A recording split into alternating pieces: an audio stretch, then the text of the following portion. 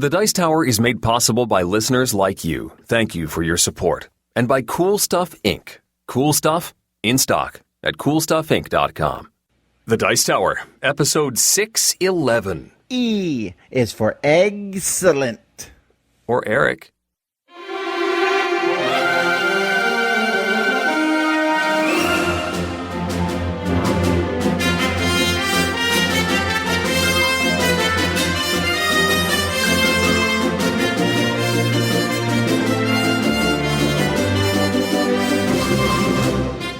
Welcome to the Dice Tower, a podcast about board games and card games, and especially the people who play them. On today's show, Geoff teaches us some new vocabulary words, and we answer questions from the mailbag about getting the party crowd to play something a little heavier, and recommending a deck-building game to play at work that won't take up too much space.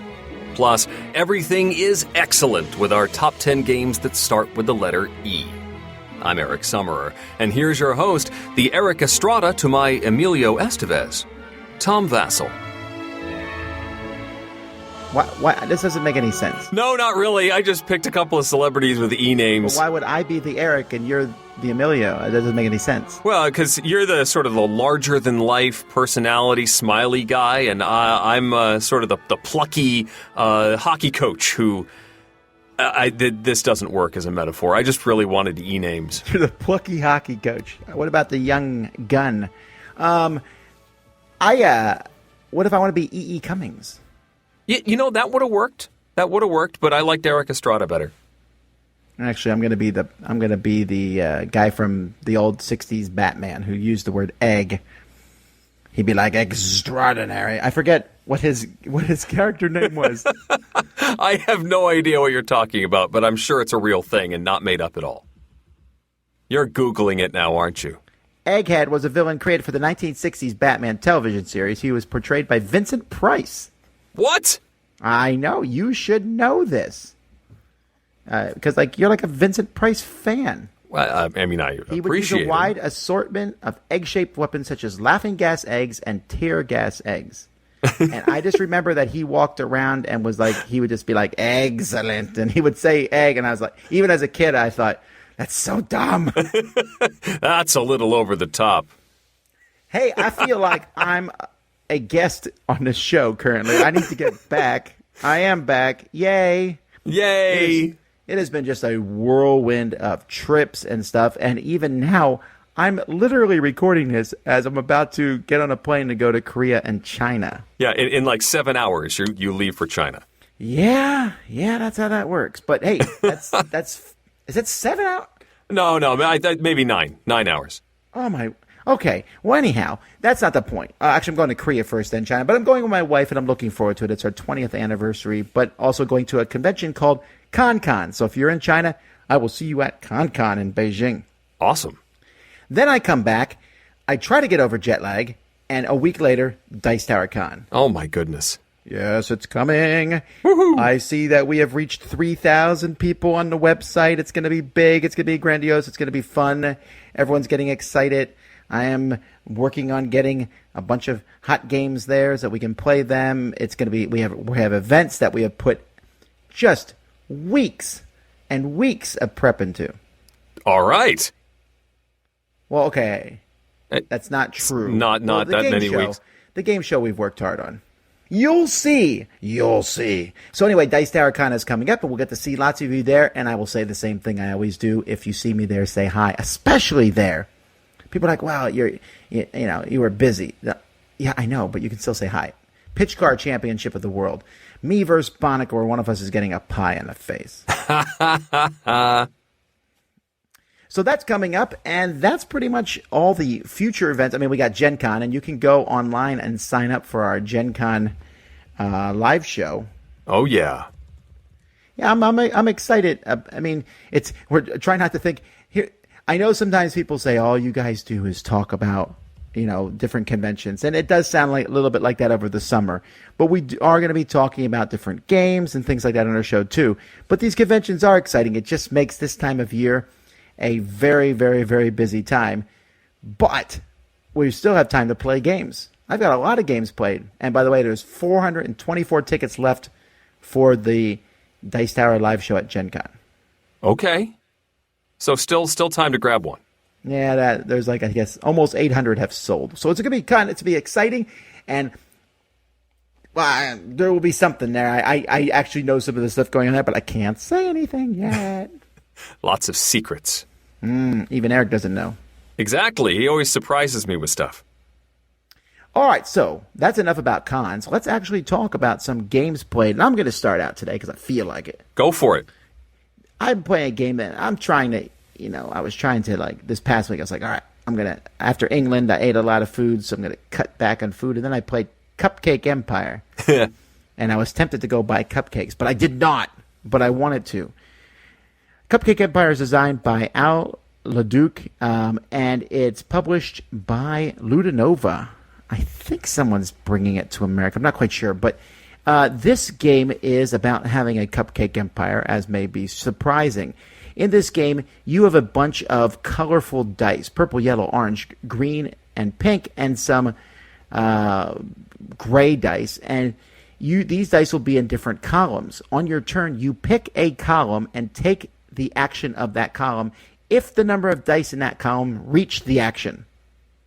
However, if you have a matching color in the correct column, you can always jump down to the action even if you don't have enough dice to get to it, because the action gets stronger the farther dice you have down on this action. Then once you take the action, you roll all the dice and put them in the columns of the number that you've rolled for each one. And so the actions are like build recipes for cupcakes. So you take the chocolate and vanilla bottoms and mix them with strawberry and chocolate and mint tops. And then you can, there's some that let you build little bakeries on the board, and then you can use these bakeries and shoot cupcakes or deliver cupcakes to different people on the board. So there's these little meeples. And in this town, it's apparently the law that you must wear matching outfits to the way you like your cupcakes. Of course. So, right, I mean, if you like a chocolate cupcake with strawberry icing, you wear red shirts with brown pants. Of course. That is the law. Well, right. I mean, I think it's very obvious myself. But so then if you deliver to these people, so as you're delivering, as you're building these bakeries and stuff, there's a few goals you're trying to get, but you're moving up on two different tracks, like income and sales. I forget what the two tracks are. But each turn you get points equal to the lower of those two tracks. So you start at 1 on one track and 2 on the other, but as time goes up, you might be getting 5 points a turn, 8 points a turn. It just keeps going up. And once someone hits 70 points, the game ends. It's an engine building game, but it is one of the fastest engine building games I've ever played. Because it just moves so fast. I'm getting 10 points a turn. Well, that's 7 turns. Well, I mean, wow. You don't get 10. So on the first turn, you might get 2 points. Then you get 3 points, and then 3 points again, then 4 points, then 6 points. It really escalates quickly. But it's also fun. The dice mechanism is pretty neat. The components are fantastic. Little cupcakes, and your bakeries are shaped like cupcakes, and the components look fantastic. Fun artwork. I really, really had a lot of fun with this one. I won't argue that the theme certainly helps. But I just like engine building games anyway, and a fast one is not a bad idea. The only complaint I might see is some people might say, it ended before, it ended too soon might be the complaint. Right. Yeah. Maybe I should eat a cupcake now. Anyway, Cupcake Empire. Yeah, not while we're recording. You can wait just a little bit. I don't even have cupcakes in my house. How could I eat one while recording? That would require you to leave and come back with cupcakes. Then we can't wait for that. I got to go to Tabletop Day at the Portal in Manchester, Connecticut, a store that Tom has been to, and Brant Sanderson. Fantastic store. I like it a lot. Brant Sanderson from the Portal Gaming Podcast invited me and my family up for the day. They were doing a 24-hour game marathon. I was not there for 24 hours. In fact, my kids petered out. Why? Because I was bringing my kids. No. Why did they do a 24-hour gaming marathon? Because it was Tabletop Day. So they. I see. Yeah, so they had been there from midnight. So when I arrived, they were already a little bleary-eyed, which is when we want to play the heaviest of Euro games. But instead, we've done it ourselves, Eric. We can't really criticize. I know.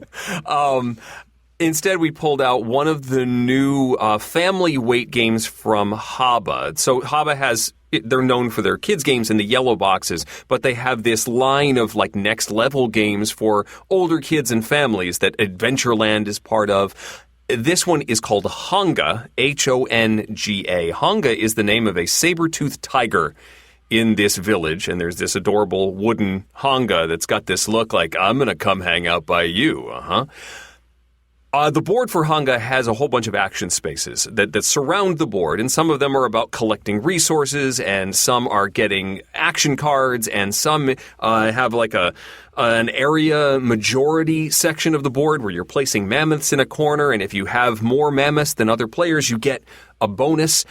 The way you trigger all of these abilities is with these circular action cards. The circle will be divided into quadrants, and there will be a certain number of paws in each quadrant. Sometimes 2 different actions, sometimes even 3 different actions, and varying numbers of paws, so you have different strengths. You're going to place these, so where these action spaces on the board meet, I think there's 9 of them. So in the junctions, there's 4 spaces that are little circle spaces. You put your circular card in those spaces, and it's now lined up with 4 of the action spaces, and therefore there are paws on some of the actions. And based on how you've twisted the card, you will trigger some of the actions a certain number of times based on how many paws you have. So I might put the card down and get 2 apples and draw 1 bonus card, something like that. However, if you don't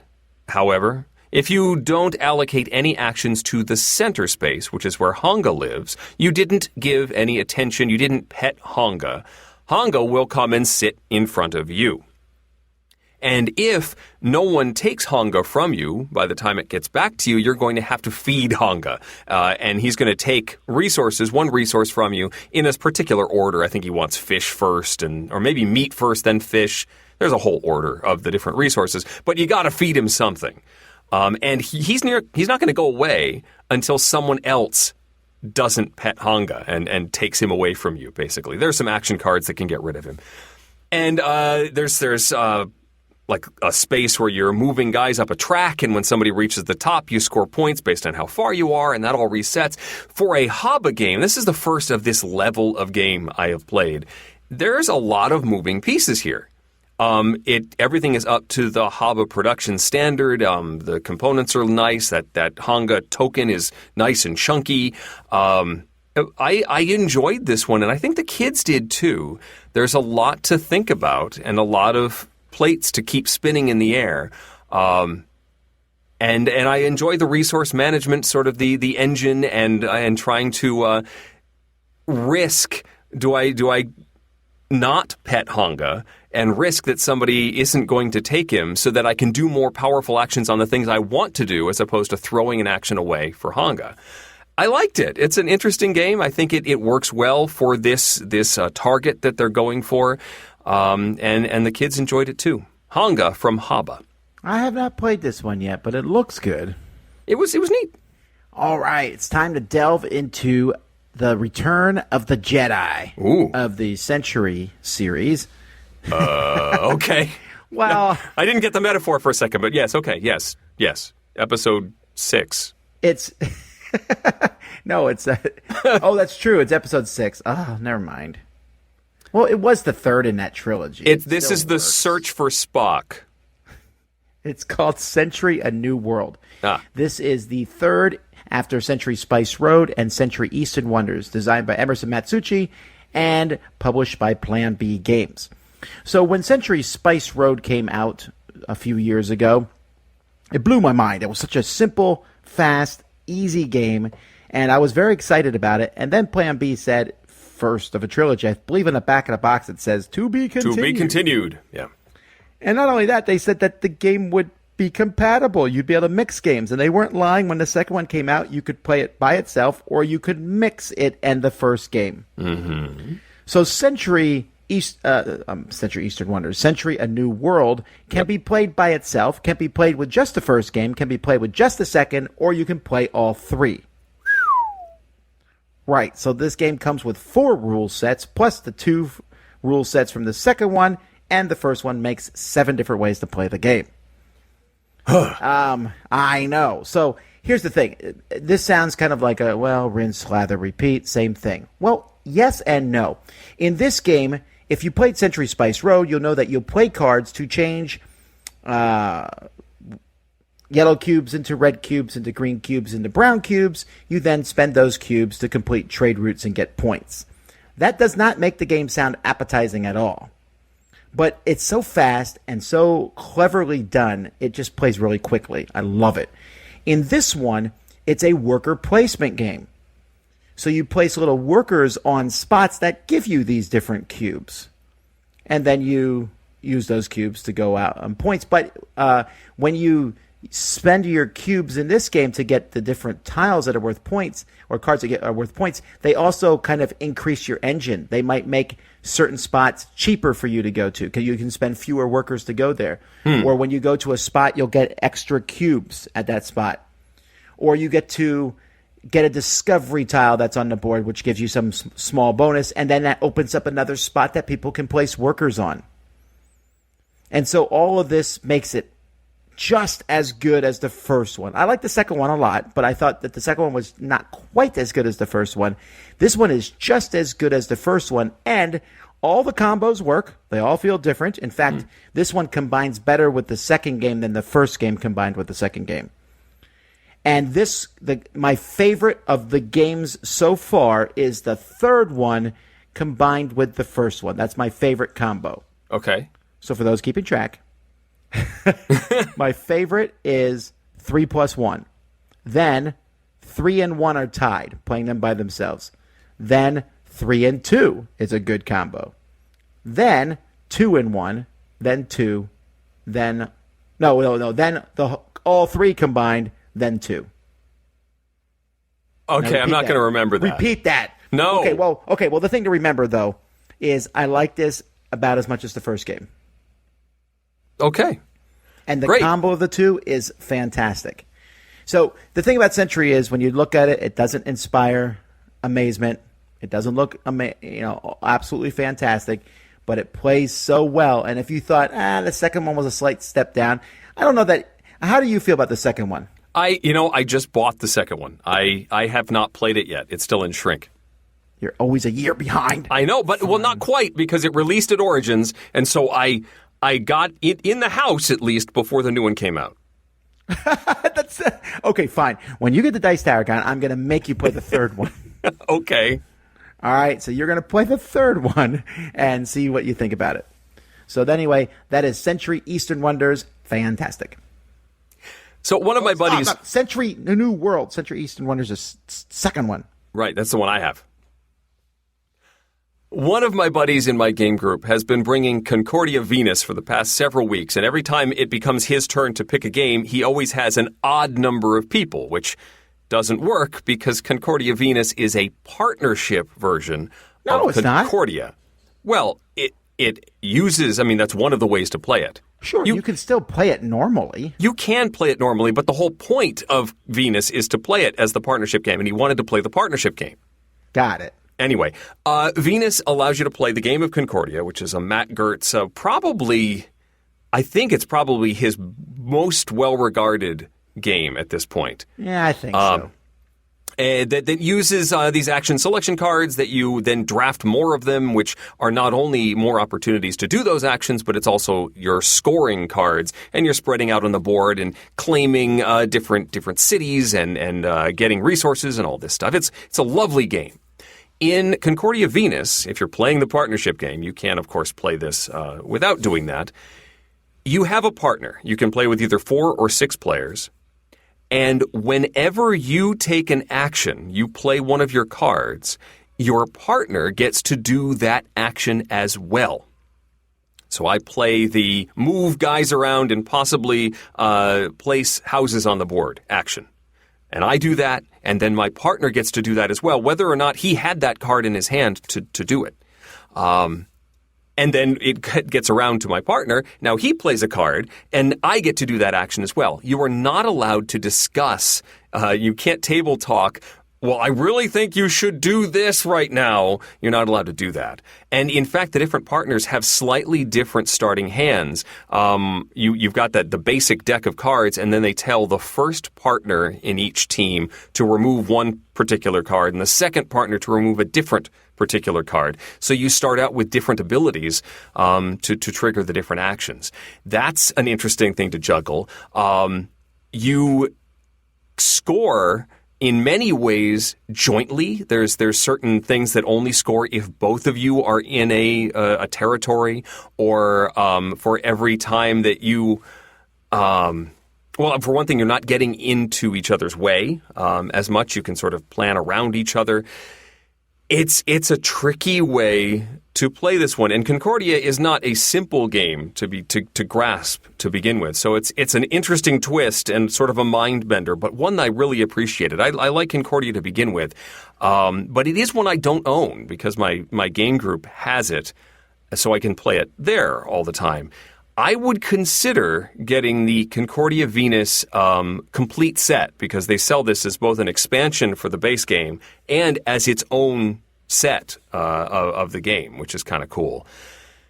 I do like it a lot. Concordia Venus, I really enjoyed, and the partnership game is a cool twist on the system.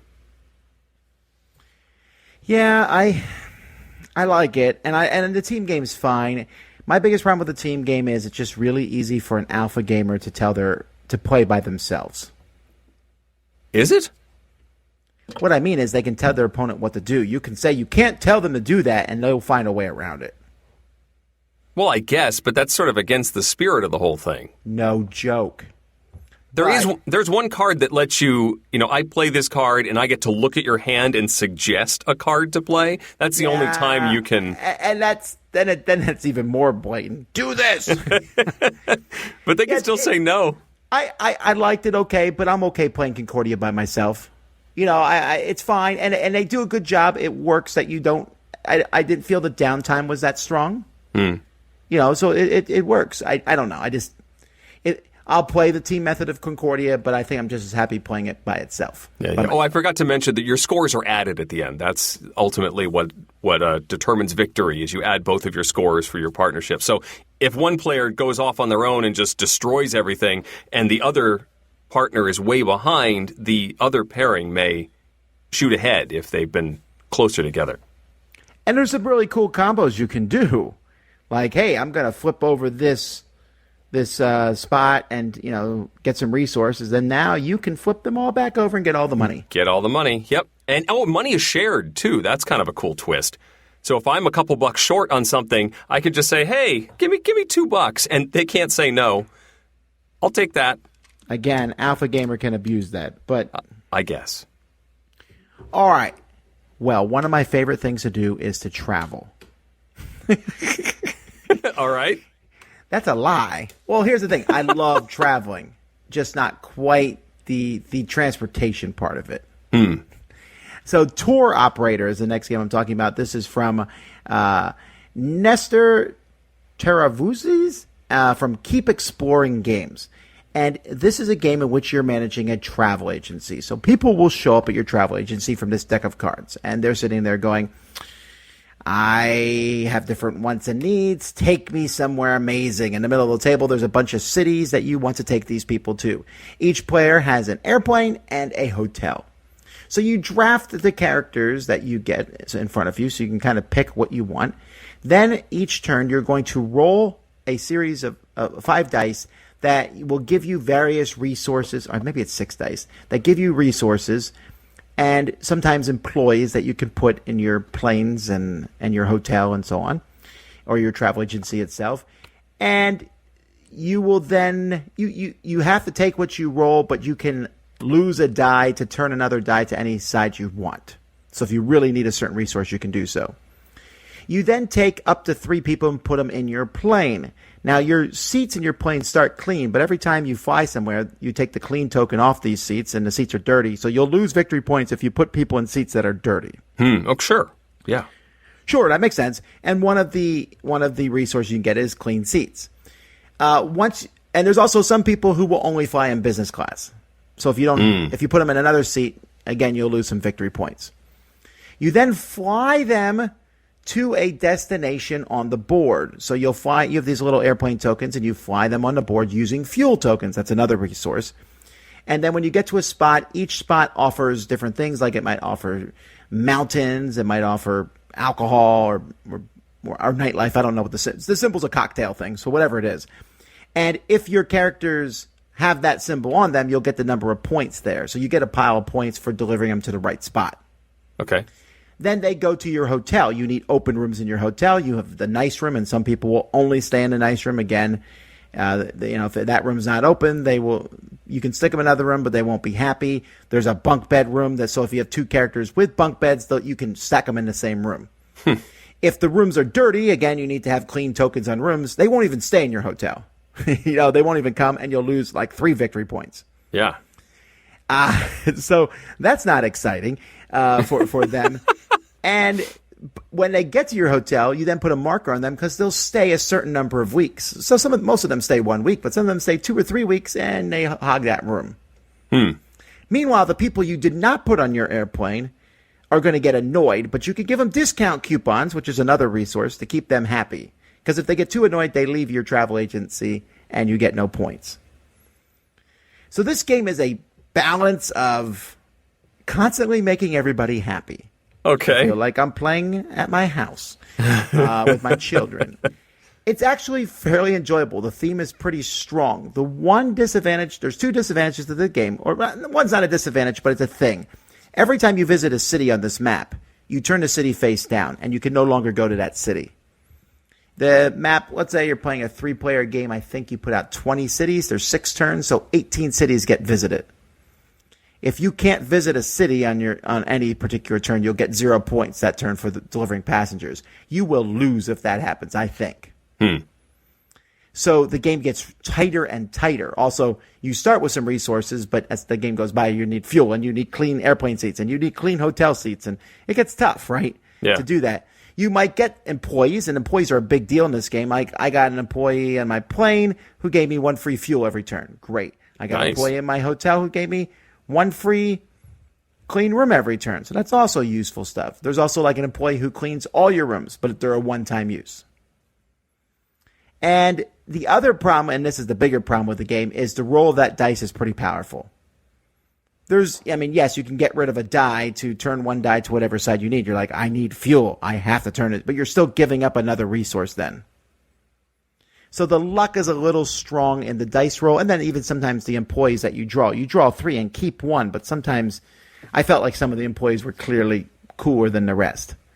That being said, I still enjoyed it. It wasn't bad. I'd probably give it like a 6.5 out of 10. There's some really interesting ideas in this game. And I like the theming of it. As you're trying to please people, this person will only fly business class. Although, oddly enough, a lot of the people who flew business class were perfectly fine in a normal room. And some people who flew normal class, they wanted that suite.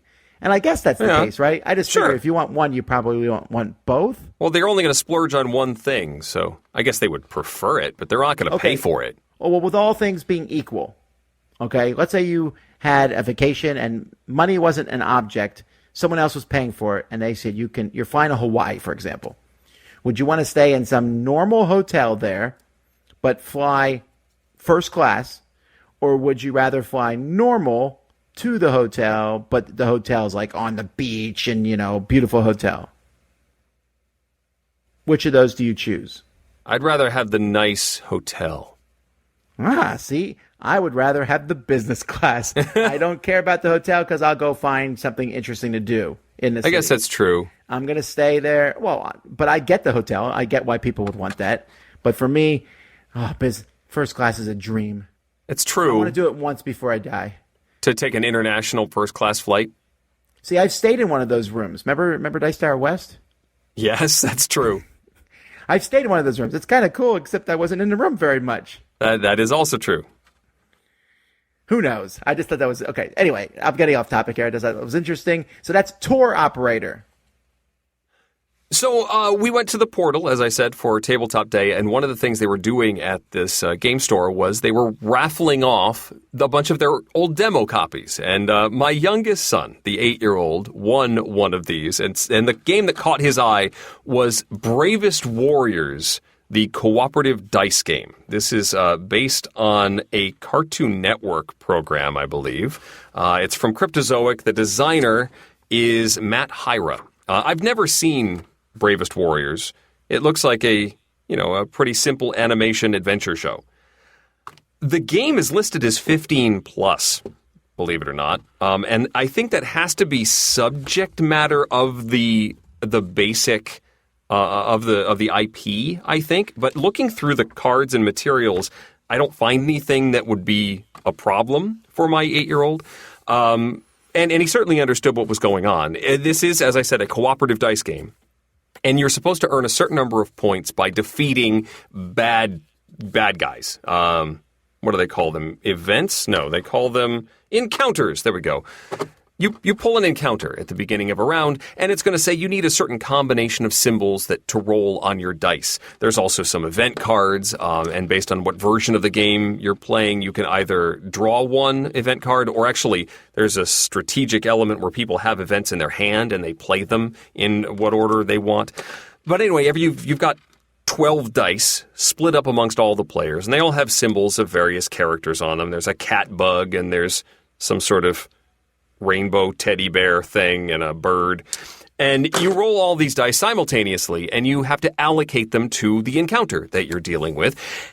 And then there are a bunch of cards, they call them portal cards, that will help you translate certain symbols. It'll let you re-roll dice or turn 2 cat bugs into something else, that sort of thing. You use them, though, and they're gone. And so if you run all the way through those portal cards, you're in trouble. But you may need them to get the symbols you need. And if you succeed, then you've scored those points. If you fail, not only do you not score those points, but you have some sort of nasty effect that happens. And if too many of those bad guys escape, you're going to lose. Now, it's a dice game, so you have to expect that there's going to be some luck. There's a good amount of luck, but there are many circumstances where you're either going to sail through one of these encounters. You roll the dice and just go, oh, okay, we got all the things we need. That's it. We don't have to spend any resources. We're done. And it seems incredibly easy. But then there are other times you roll the dice and say, well, we didn't get any of this symbol we need. And you look around the board and go, nobody has any portal cards that will translate into that no matter what we have. We can't do anything now. And you just sort of stare at each other and go, I guess we failed that one. And it's gone. Also, there are these characters. Everybody has one of these characters that has a special power that can be used once per encounter. And you have one of these in front of you. That's your identity. You are Beth. You are Wallow, whatever. But then you have the other, say there's 3 of us playing, and there are 6 characters. The other 3 are just sitting off to the side, and we can still use them. We can use Impossibear's power, even if no one is Impossibear. So why are we... Impossibear? His name is Impossibear. That's the rainbow teddy bear. Impossibear. Why are we different characters? Why is that one of our identities if it doesn't matter whether they're on the side or with us? This can be played from 1 to 6 players, but it's the same game.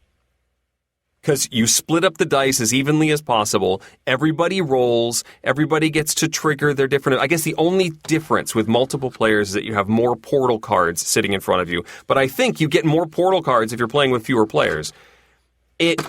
I lacked any sort of agency as this is who I am and I'm assisting in this way. It was just, what are all of our abilities that we can use at this particular moment? Oh, we can re-roll 2 of those to do that. Let's try. I just was left with a very empty feeling when we were done. And the kids felt it too. They finished and they're like, I didn't like that one. So Bravest Warriors is going on the trade pile. I can't recommend it. Unless you are a fan of the IP, maybe you get the references, which I certainly did not. It is a pretty shallow co-op game and not one I enjoyed. Bravest Warriors, the cooperative dice game from Cryptozoic. Okay, but this review has made me look up Bravest Warriors online. I was like, I should watch that. Well, sure. I guess maybe that's the intent. What, that you wanted me to do that? That they wanted you to do that. Ah, trickery. Yeah, it's like subversive marketing. All righty. Let's hear Geoff talk about 2 words I've never put together before. 3, 2,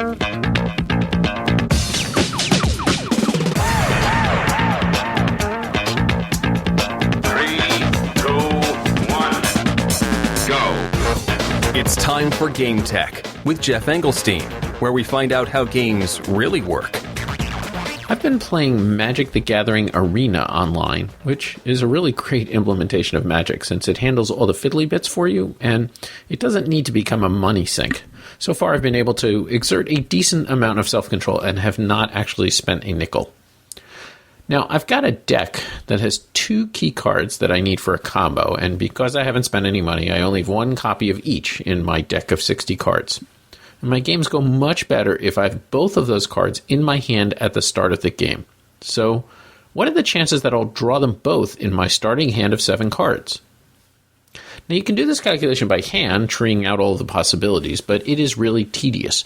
You can also use a bunch of approximations, like that you're drawing about 10% of the cards in your deck, so each card has a 10% chance of being in your starting hand. But if you're really interested in finding out the exact answer, or if you get into more complex situations, there's a secret weapon that should be in the arsenal of every game designer: the hypergeometric distribution.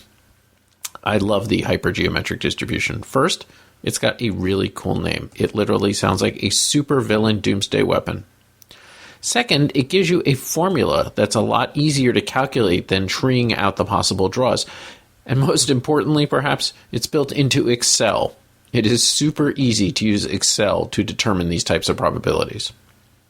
The hypergeometric distribution can really shortcut the game design process.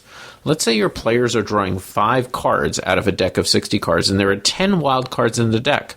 How often will they draw 2 wild cards, or 4, or all 5, or no more than 3? All of these types of questions can be answered with a quick and easy trip to your local spreadsheet. The hypergeometric distribution covers situations where the thing you draw does not get replaced in between pulls. This is almost always the case if you're drawing from a deck of cards or pulling cubes out of a bag. Each draw changes the probabilities of the next draw, which is one of the reasons that calculating the probability step by step is such a chore. If I draw an ace from a deck of cards, my chance of drawing another ace have gone down, and they decrease even more if I immediately draw a second ace and I'm looking for a third. This is called a dependent probability. The chances of something happening depend on what happened before. But what if your design involves independent probability? If the events that came before do not impact what happens in the future. For example, let's say I'm rolling 10 dice and want to know the chances of getting exactly 3 5s or 6s. Or rolling the same die 10 times. Either way, the rolls are independent. And unlike drawing an ace from a deck of cards, if I roll a 5, it doesn't make it more or less likely I'll roll a 5 on my next toss. If you want to calculate that, you need a close relative of the hypergeometric distribution called the binomial distribution. The binomial distribution lets you answer similar questions as the hypergeometric distribution with that important distinction. The binomial distribution is for independent events, and the hypergeometric for dependent events. The binomial distribution is also available in Excel, so check it out there. But particularly if you're dealing with 50% chances like coin flips, there are some neat ways to hand generate the binomial distribution. The most famous is Pascal's triangle. For those of you that don't remember that, it's really easy to construct. Start with the number 1, write that down at the top of your paper, that's the first row. Then the next row, you'll put the numbers diagonally below the numbers you wrote above, adding the 2 numbers that are diagonally above it. So if there's no number, pretend it's a 0. For the second row, you just write 1, 1. The third row will be 1, 2, 1. Middle number's a 2 because it's between the 2 ones and you add them together. Below 1, 2, 1, it's 1, 3, 3, 1. And below that will be 1, 4, 6, 4, 1. Let's take a look at how you can use the row 1, 4, 6, 4, 1. First off, this represents 4 coin flips. You know how many it is because a 4 is the second number. Next, add up the numbers in the row. 1, 4, 6, 4, 1 adds up to 16. And fun fact, the rows will always add up to a power of 2. Now reading across the row, you can tell the chances of getting a certain number of heads. For example, 14641 corresponds to 0, 1, 2, 3, or 4 heads. So 1 heads is 1/16, 2 heads is 4/16, 3 heads is 6/16, and so on. If you're doing game design or just want to become a more analytical player, you should really learn how to use the binomial and hypergeometric distributions. They can be a huge time saver. Playtesting will get you where you want to go eventually, but introducing a little math can get you to where you want to go a lot faster. And with those built-in Excel functions, it can be super duper fast. So check it out. This is Geoff Engelstein with Game Tech. Tom. Tom. Tom. Hi, Tom. Have you ever accidentally eaten one of your game pieces? Do you ever make a fort out of game boxes? How big can a miniature be before it's not really a miniature? And now, the Dice Tower will authoritatively, definitely, possibly, maybe, answer your questions. Tom, which way to the game library? All right, Jason is asking about what to do at a game night. I love board games, he says, and while I enjoy the party games of Deception and Werewords, I also really like more involved games like Scythe, Nightfall, and Viticulture. Unfortunately, when I do invite over my friends to come play, spouses often join. Now, the spouses are happy to play the party games, but always resist the more meaty games, and often to play together, lighter fare is all we play. How should I overcome this? Do I ask my friends who also enjoy meatier games to leave spouses at home? How can I do that? Or how do I accommodate about 40% of the guests that would rather not be left out or do their own lighter fare? Any suggestions are welcome. Yeah, exactly. So I think if you really wanted to play... You could even drop spouses from this and just say they bring a friend along or whatever. I mean, anyone that comes. Sure. You know, it always ends up, you're saying basically what you want is to have a heavier game night, and it ends up being a lighter party game night.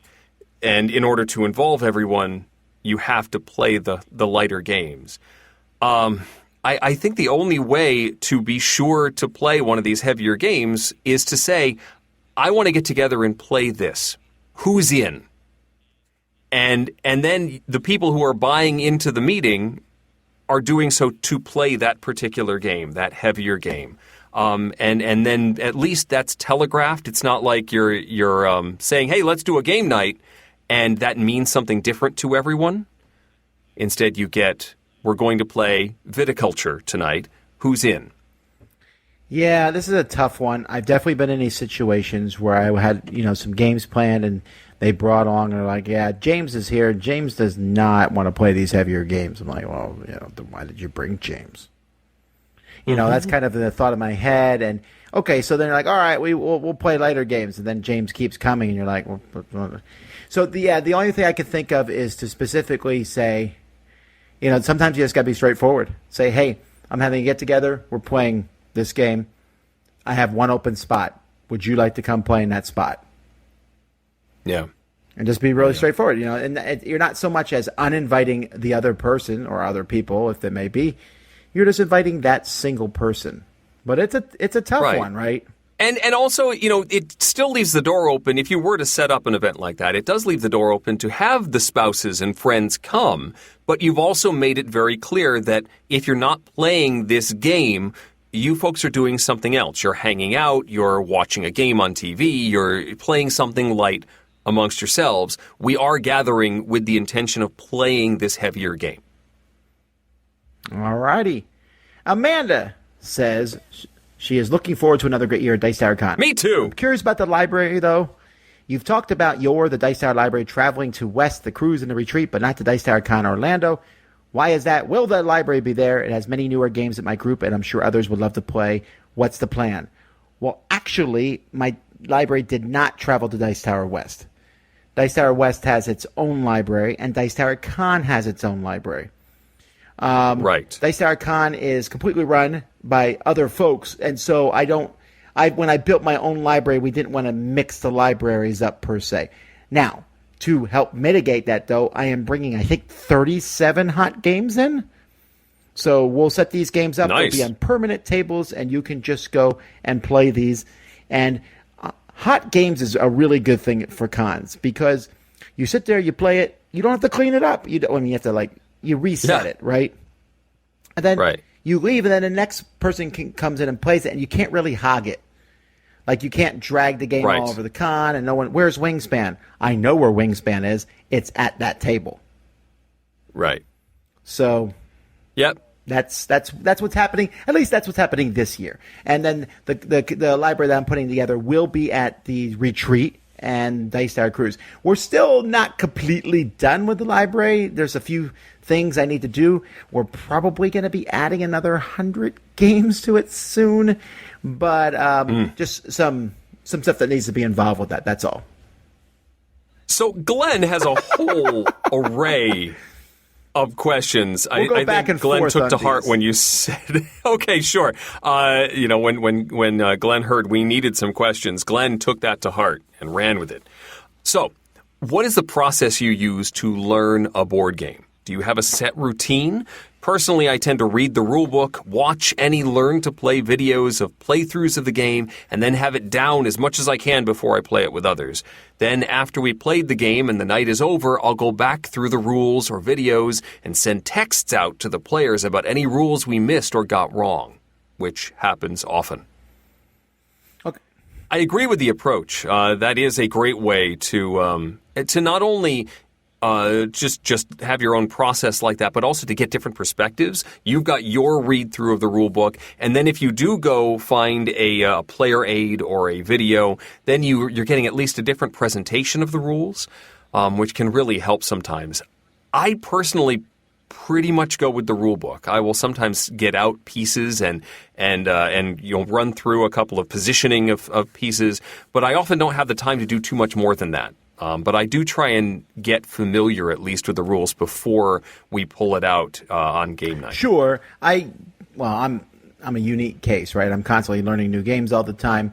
I don't normally watch videos, although, for example, I'm going to go watch a video of U-Boot, since that rule book made me weep. Not that it was badly written per se, but because it was so very long. And I want to make sure I'm doing it properly. It also depends where I learn the game. Again, U-Boot, we were playing it in a big game day, and it was loud and noisy and everything, and I was like, yeah, this is not the right place to play this game. Okay, question 2. Are there any games you really like, but for whatever reason you don't see yourself playing again? He says, Clans of Caledonia comes to mind. We all love it. However, it just seems we don't want to play something else, or we always want to play something else. Maybe we don't like it as much as we feel we do. And my answer to this is yes. I mean, that's really what it is. I can't play 6,000 games, so it's impossible. So there's lots of games I like, but I may never play them again in my entire life.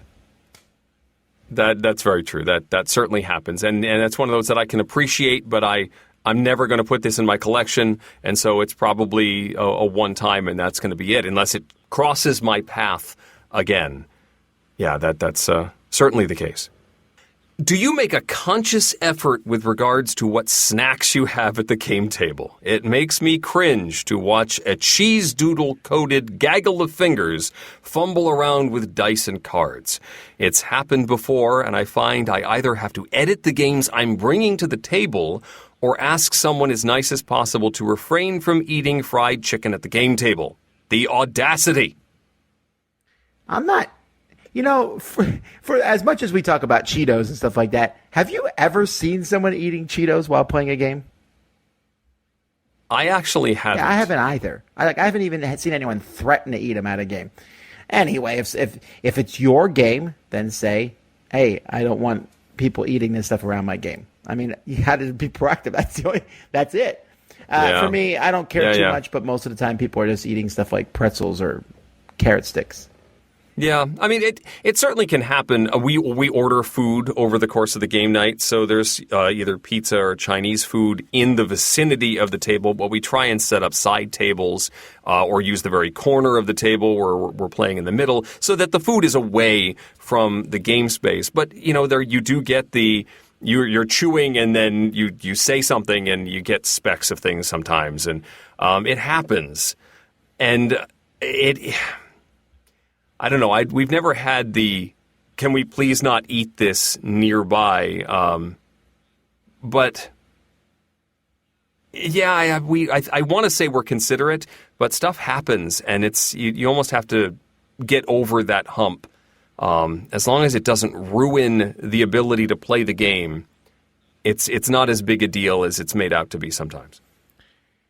Then condensing his next question, he says, have you ever cheated for the sake of improving someone else's enjoyment, someone he plays with that he did not want to, they don't want to play games, so he lost to this person, and now they play the game regularly because he lost at first.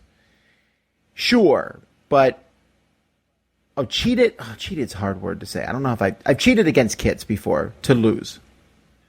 And I will never, ever apologize for that. I don't care. It's the same way that when my son pretends to pin me on the floor, I allow it. Or when he punches me, I fall over. When we're fighting and wrestling around, I'll let him beat me, even though there's no possible way. Like I do something I call punch to the ceiling, where I will pretend to punch him and lift him up with my fist all the way up to the ceiling, right? And then he does the same thing to me. Guess what? He can't. Right. I weigh way too much, and his fist doesn't even hurt. But I pretend, right? So I don't see why we can't do the same thing in a board game with kids. Sure. Yes. But with an adult, though. I've played... what's the word? Not ineptly. I played... I'll do... Suboptimally? I'll do weird strategies against some people because of whatever reason.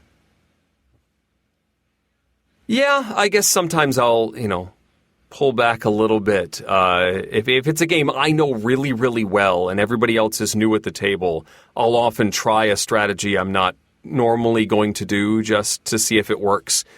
Give myself a little bit of a tougher time.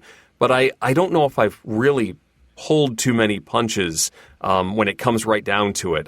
At some point, I am going to play to win. But I do get doing it for kids. Yeah, it certainly happens. This actually came up in our Dice Tower Tonight discussion. I did a poll, and a good number of people cheat at cooperative games and play suboptimally with children. So that was interesting. Without naming names or incriminating yourself, do you have friends that you're more excited to play games with than others? Yes, but that's not a negative thing. Think of it as a positive thing. There are friends that I love to play games with because they are so much fun. Yeah, it's just like a bonus. Do you ever sit back, consider how many games you own, and realize you may never play some of your games ever again? Yes, but I feel like I already answered this to another question. It's just going to happen, right? I've just made peace with that. It's fine. Yes, although it does make it easier at some point to let some of those games go. Like do I really need to have this on the shelf if I'm not going to play this copy again? Maybe someone else will enjoy this more. I'll play just about anything, Glenn says. I never spend as much time playing board games as I would like. But you, Tom, it's your chosen profession. Do you ever get a bit frazzled and need a break from board games for a little bit? I guess. And then I go do something else, and then I come back and play board games. It's true. I don't know if I need that long a break. Occasionally, sure. I'll go do something else, and I do other things. But then we come back and play something else. Doesn't have to be that big a vacation. My whole job is board games, right? I don't come home and be like, board games again. Yeah, but I mean, sometimes I do. But like just before we recorded this episode, for an hour I played Octopath Traveler. Which is a role-playing game for the Switch. And that was just fun. Just took my mind off it. And then I went back to board games. I've been playing a lot of Zelda. Oh, you finally got into it. I finally got, Breath of the Wild. So my son wanted to get a video game truck for his birthday party where they pull up a truck and it runs its air conditioner for 2 hours and they've got a bunch of video game systems inside this van. Which was great, except for the truck running in your driveway for 2.5 hours. And also, for that amount of money that it would take to rent this truck, we could buy a Switch and play Mario Kart for a few hours. So we did that. which is an extra bonus because we get to keep the Switch, and I just happened to buy Zelda at the same time. So yes, I've been enjoying that, and that's my current break from board gaming and work. Switch is awesome. Breath of the Wild. Here's the thing, though. I'm about to take a 16-hour flight, and I was like, Ooh. I really want to take the Switch. You know, it keeps the thing. And the kids looked at me, and they were like, what? And then I was like, should I buy a second Switch? Whoa. Wait, what are you talking about, Vessel? They're super expensive. You can't afford that. Well, these kids don't need the Switch. Yes, they do. They're going to miss their parents. And this, so I'm leaving the Switch. Oh, that's really nice of you. But you're leaving at 5 a.m. You could have taken it. No one would notice. Because I'm going to be out of town for Father's Day, and so I got Father's Day cards. So this one here says, "My dad is really funny, especially when he's a dummy. He'd give up all his money for my mommy." Sure. And then my other daughter wrote in the card like, "Dad, you're the best father in the world. No, actual universe. Oh, except for God. No offense." So with that, what can I do? They can have the Switch. Oh, right. Also, they need to stop. I don't know where they get some of these comments from, but... All right, anyway, continuing on with Glenn. I'm a Floridian and I live in Tampa. Do you have your board game collection insured? Thanks to things like hurricanes and stuff like that. And the answer is, I don't have my board game collection insured per se, but it's in the Dice Tower collection, which is my board game, is in a storage thing, which is completely insured because of that. And we are under the process of getting insurance for all our equipment at the Dice Tower, too, for the same reasons. Yes. That's a good idea. Do you ever open a box and see so much stuff that you immediately loathe going through it? Batman! Yeah, really? I think that happened to me with Conan, so similar thing. Actually, I didn't loathe going through it, but after a while you're like, more stuff. Yeah. So do you get excited about the idea of going through so many contents, or are you indifferent about it? I know that happened to me with Gloomhaven. I opened it up and went, I don't even know what to do with this. So, yeah. All right, what does one do with a legacy game when it's done? He doesn't have legacy games. He has Seventh Continent. That's not a legacy game. That's a campaign. What do you do with games like Pandemic Legacy? I take out all the pieces, stick them in drawers to use for later, and throw the rest away. Some people turn it into art. Yeah, I like that. I like the, turning it into a shadow box, or we actually had one auctioned off at Dice Tower Con. Was it last year or the year before? That was like the final game state of their game of Pandemic Legacy. I like that idea, and I still have my Season 1 box that I haven't decided what to do with. I really do need to just make a decision and clear up the shelf space. I probably will, take the parts out and save them for spares or whatever, and just run with it. Recycle it. Do you find playing board games online or on an app to be a satisfying experience? I know you typically have more time or available gamers to play physical board games than most of us, but I was curious as to how you felt about digital ports of traditional board games as a whole. Hey, remember when I said I wasn't taking the Switch with me on this flight? I am taking my iPad and load it with the games. I'll play them with my wife. So that's when I would do it, and that's very satisfying. And the fact that you can just take this thing anywhere and it's full of dozens of games, whereas actually doing that physically would be difficult with the space and weight constraint. It's kind of cool. I'm all for them. Sure, why not? It's no secret that some of you are aficionados of pie. Do any of you actually bake your own pies, or are you strictly just consumers?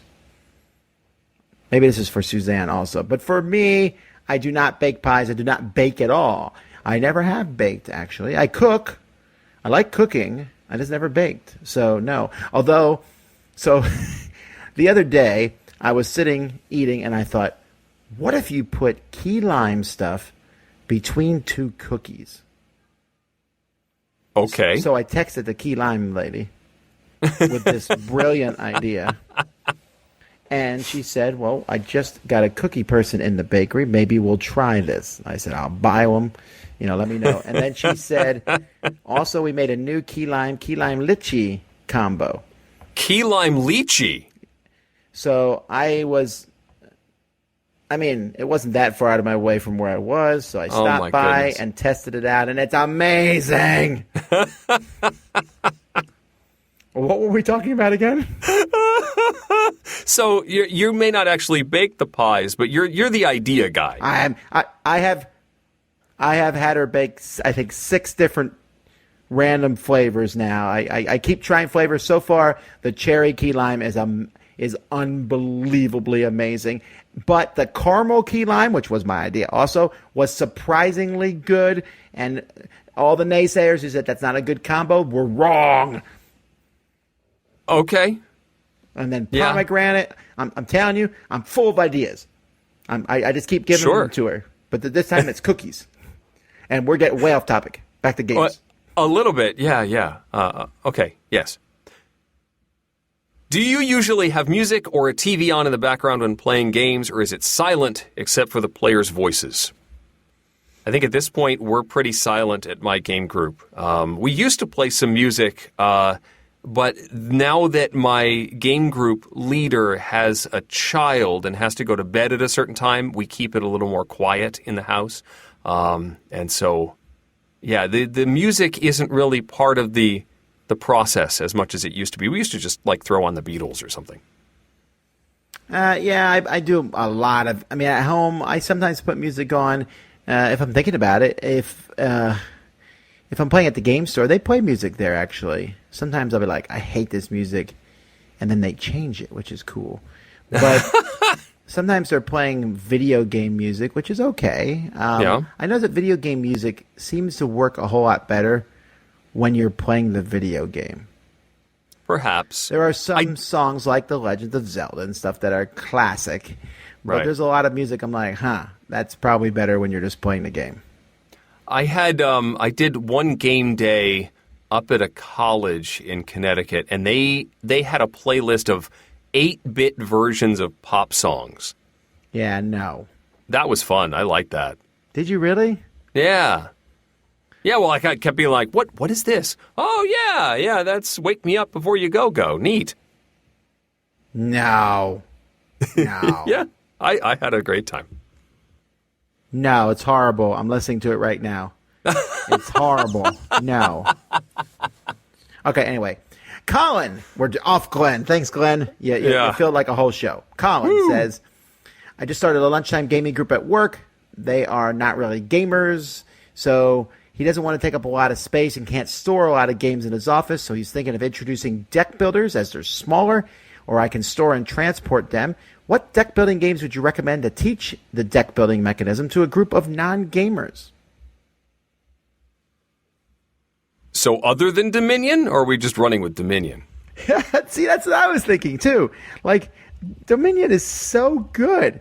I mean, I would say Clank, right? But I'm thinking Clank doesn't fit because it's probably too big. Maybe Right. Star Realms? Star Realms is pretty simple. That one's small. I was thinking, how about Flip City? That's a pretty small box. I think Flip City's too esoteric if you're not a gamer. Think so? Well, it's weird. I mean, I like it. Well, at least I like the first version of it. But it's just weird, that whole flipping. Maybe Valley of the Kings? Perhaps. We sound like a bunch of people who are having a slow argument. How about this? Maybe. But what about this? I don't know. How about That could this? work. Who knows?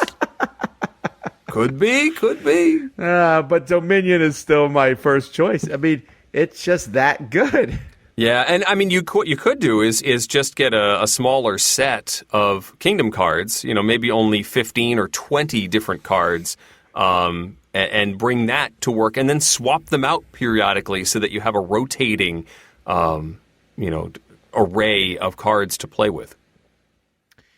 Alrighty. Well, that's our questions. If you have questions, send them to us at questions@dicetower.com. Until next. Well, wait, we're not done with the show. Yeah, we have more to do.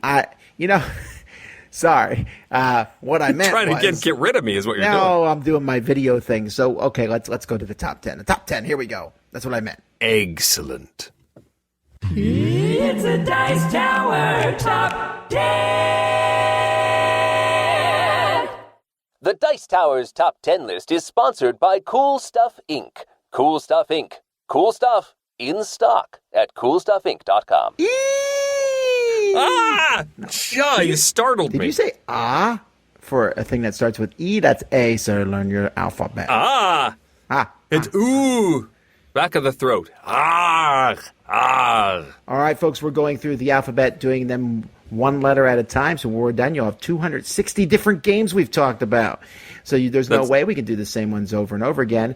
And so far, it has been a breeze picking these. Well, it'll be 520 different games because there's two of us. Wow, except there's crossover. Never mind. Crossovers. So somewhere between 260 and 520. Although we know it's not going to be 520 because there's already been crossovers and there's a couple today. So at least 260. Yes, 260 plus.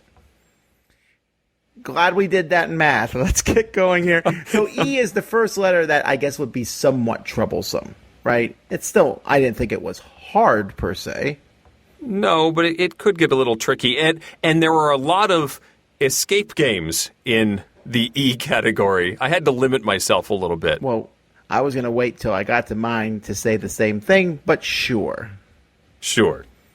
So let's get started. Yeah. Number 10. Speaking of deck builders from our last question, Eminent Domain is my number 10.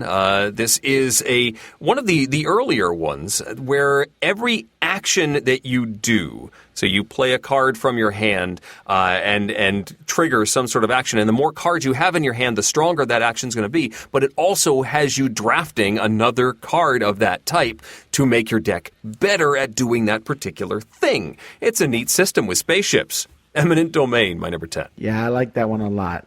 All right, my number 10 is coming. Maybe I'll push it just a little farther. It's on Eric's list, and he did better than I did because of that stupid 7. Number 9. My number 9 is an older title called Edelstein and Reich. Edelstein. I'm sorry. Yeah, I like that song. Anyway, this is a game of negotiation.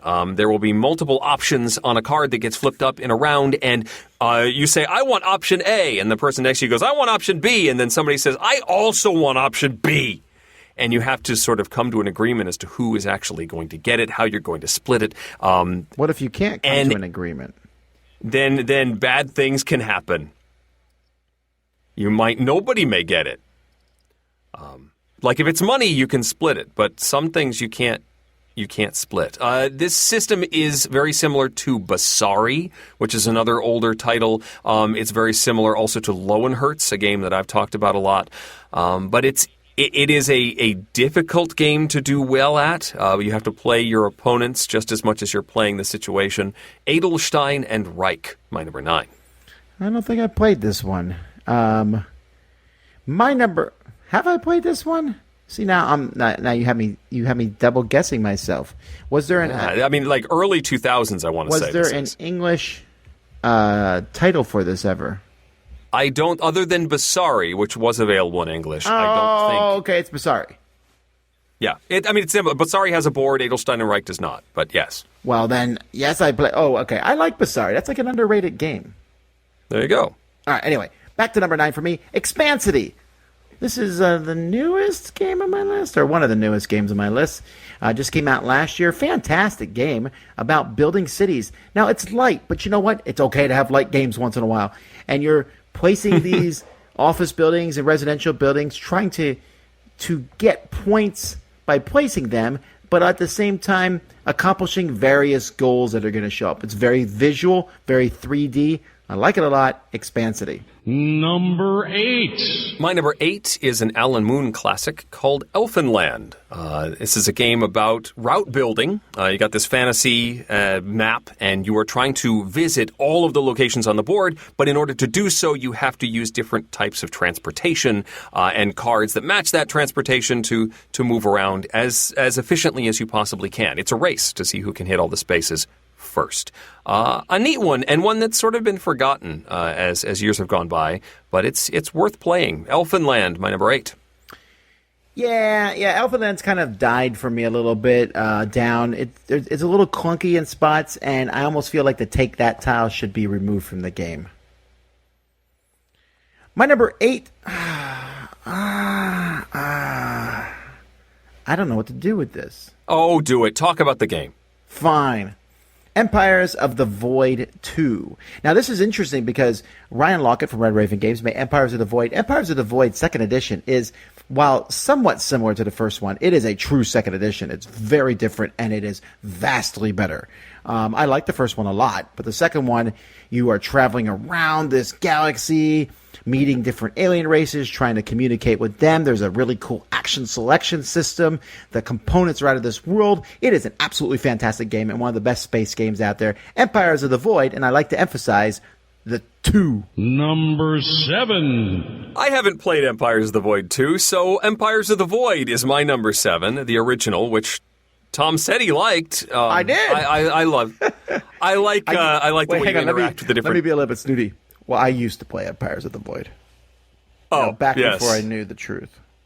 Wonderful. I've hemmed and hawed over Empires of the Void 2 a couple times at conventions, and I just have to put it down because I don't have the luggage space. But anyway, I love the way you interact with the planets in Empires of the Void. You can conquer them with your military might, or you can negotiate with them, become friends with them, and gain access to their technology, their ships, which will be unlike any other ships that anybody else can get.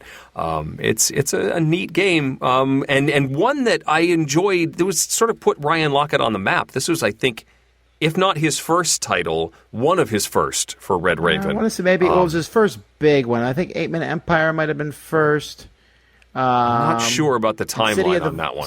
Anyway, yes. It was definitely the one that made me go, who is this guy?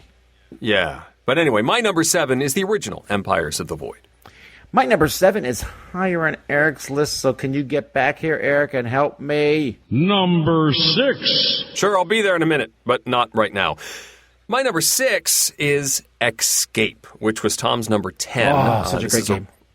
It's a Reiner Knizia push your luck game. You've got these specialized dice, as Tom sort of alluded to. They're not 1 through 6. It's, I think, 1, 2, 3, 4, 5, and...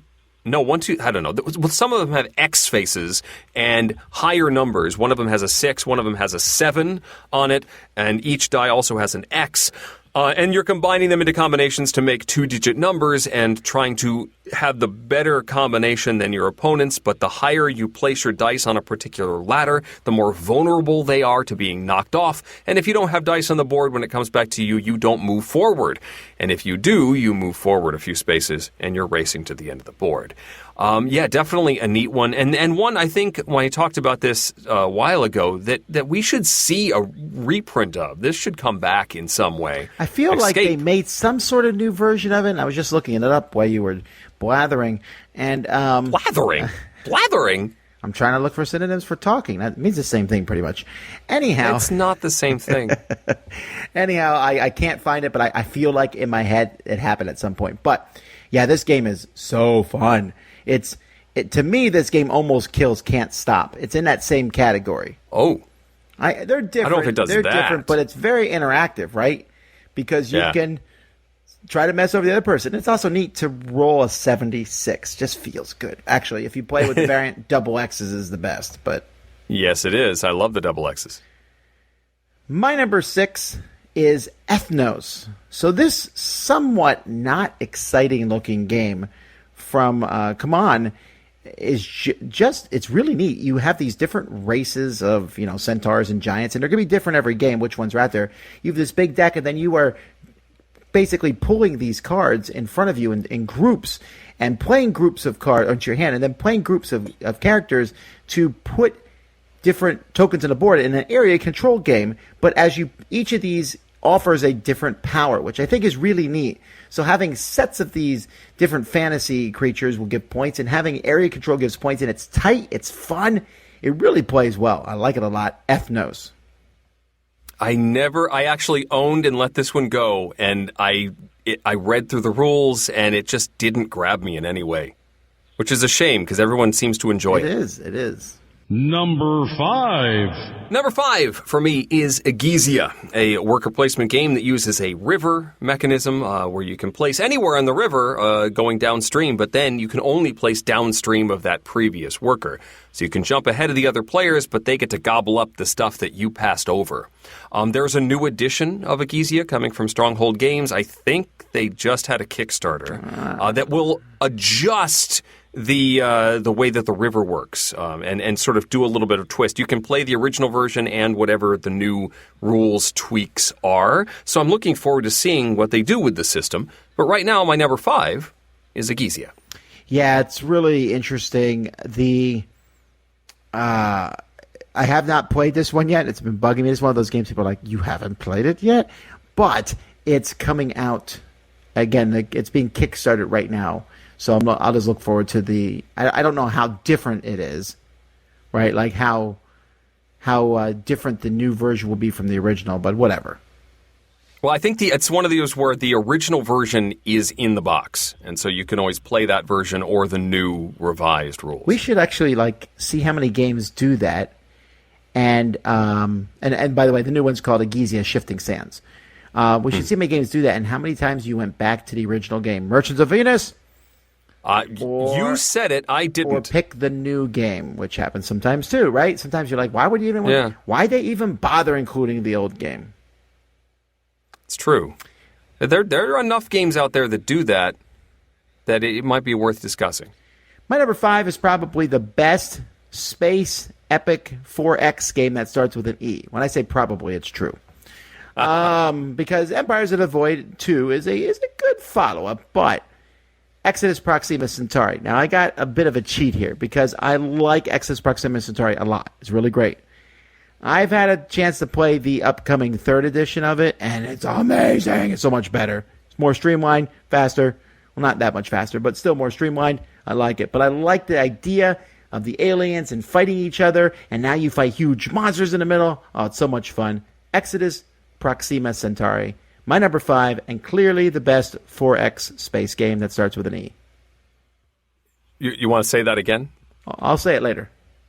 Okay. Number 4. My number 4 was Tom's number 7, and that's Escape, the Curse of the Temple. You cannot say it that way.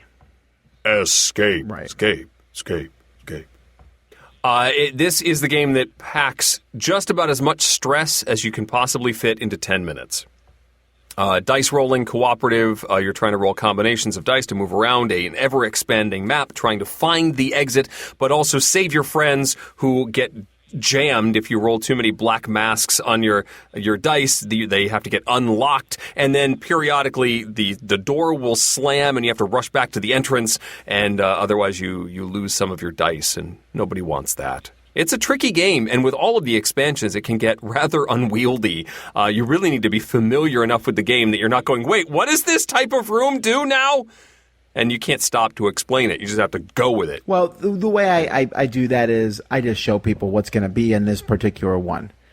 So, this time we're going to play with these traps and this curse, and when I show up, that's how we deal with it. I really like playing with a few of them. It's so much fun. This is 10 minutes, and it's 10 minutes, and it's not a lie. I love it a lot. Escape, the Curse of the Temple. My number 7. And my number 4 also starts with the word escape, and that's Escape from the Aliens in Outer Space. The new Osprey Games edition of this is amazing. You are walking through a grid in a spaceship, and some people are aliens, and some people are humans, and you're not sure who is. And everyone's telling where they move, but some people are lying occasionally, and you're keeping track, and you're trying to figure out if they're coming to get you, and they are getting closer maybe, and you're not sure. Oh, it's so tense and fantastic. Escape from the Aliens in Outer Space.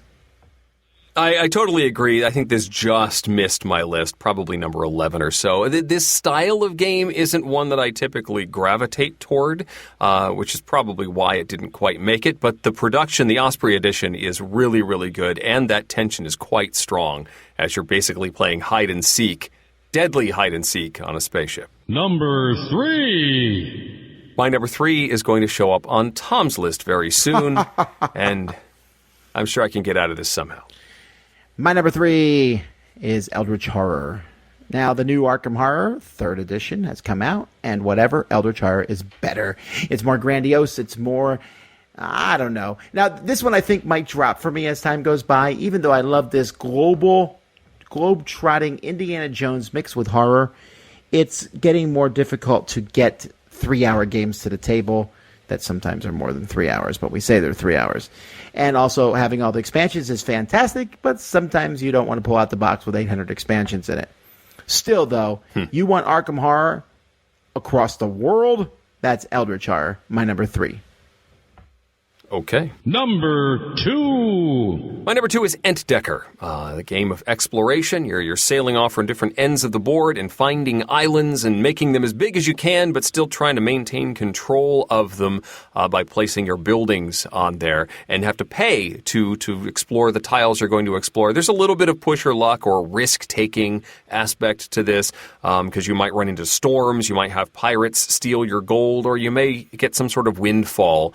And there's some area majority in the game as well. One that used to be like top of my list. This was one of my favorite games to play for a long time, and it's of course slipped as it's aged a good bit. But I still love the map that is produced at the end of a game of Entdecker.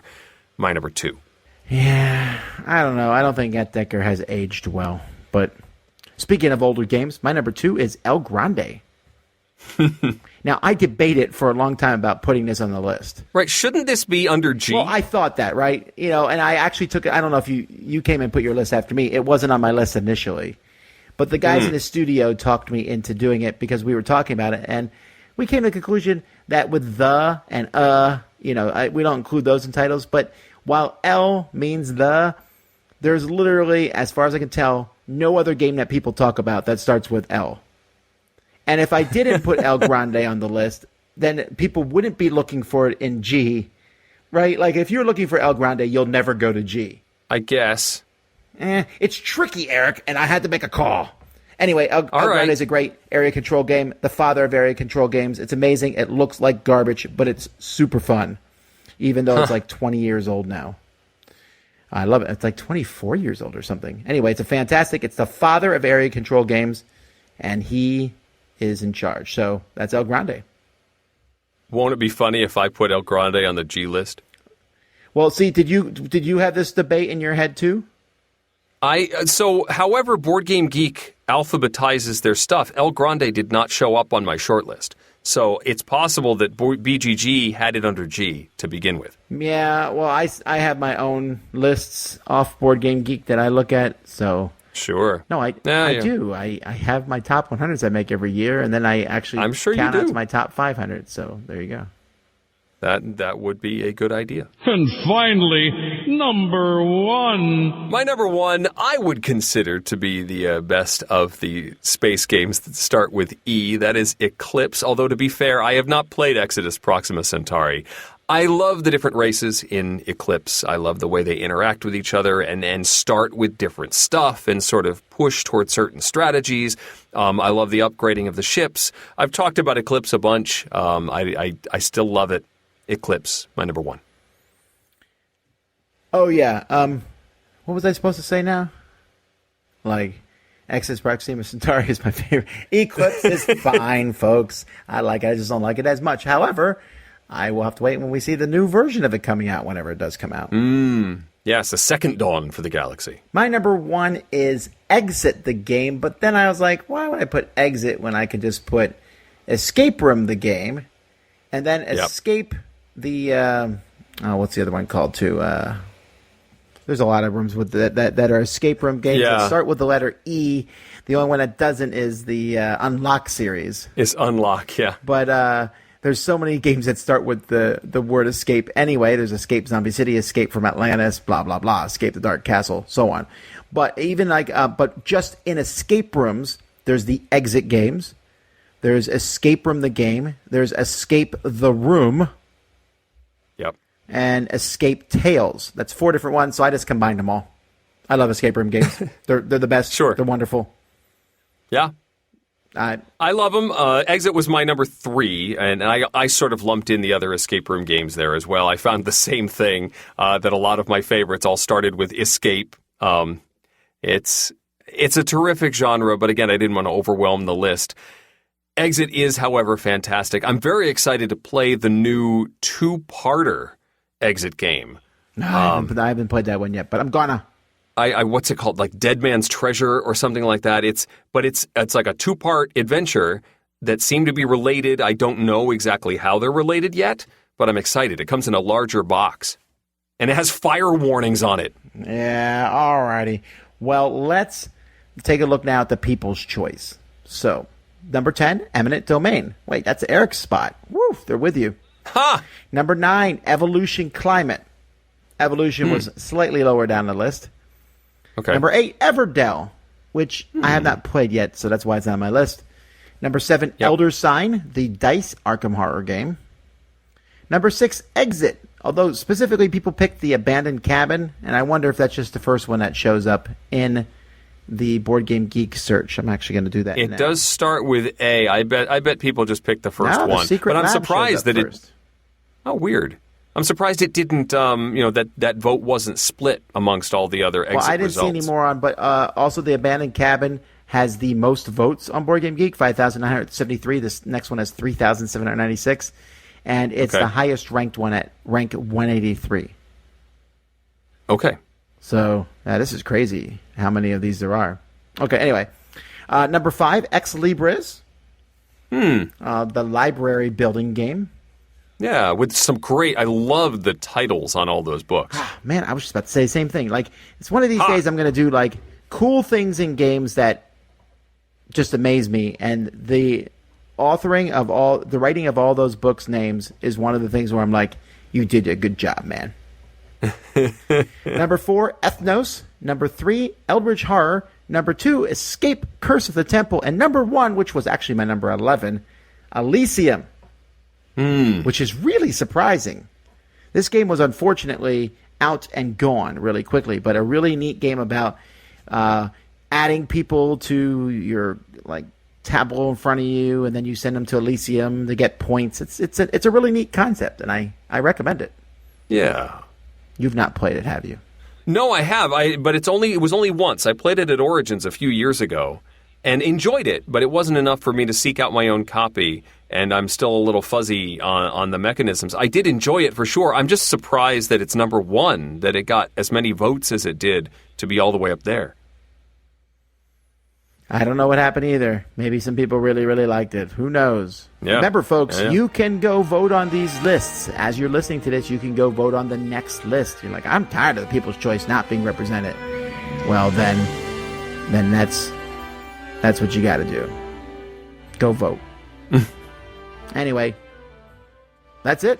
We're done. That's it. We're going to finish this in a few years. Anyway, until next time, I'm Tom Vassell. I'm Eric Summerer. And you've been listening to The Dice Tower. Thanks for listening. Promotional consideration has been provided by game publishers in the form of review copies of games. This episode, number 611, was recorded on June 13th, 2019. Mandy and Suzanne join you next week, and in 2 weeks, Tom and I resist theme with our top 10 abstract strategy games. Support for this podcast comes from listeners like you. Thank you for spreading the word. And speaking of support, the Jack Vassell Memorial Fund is dedicated to providing support to members of the board gaming community in their hour of need. Find out more about the fund's mission and how you can help at jackvassell.org. The Dice Tower is produced by Tom, Mandy, Suzanne, and Eric, with production assistance from Roy Kennedy and Rob Searing. Our theme was composed by Timothy Pinkham. Our buddy comedy starring me and Harrison Ford provided by Indy and Summerer. And hosting is provided by Cool Stuff Inc., where you can find great games at great prices at CoolStuffInc.com. We love feedback. Visit the Dice Tower Guild at BoardGameGeek.com, email us at Dicetower@gmail.com, or follow us on Facebook. And of course, you can find more from the Dice Tower Network, including All the Bits, Men on Board, Cardboard and Wine, Sporadically Board, Board Game Design Lab, Tabletop Game Talk, The Family Gamers, The Portal Gaming Podcast, and Board Game Breakfast at DicetowerNetwork.com. Until next time, from all the gang at the Dice Tower, have fun gaming. You know, you could just take the Switch with you, and then next to where the Switch would be, you could have a bunch of unpunched games and say, just take care of these while I'm gone. It should entertain you. See, I want to come home and have the house not burned down. Oh, okay, I guess. You are causing havoc. It's not my house. I'm thousands of miles away.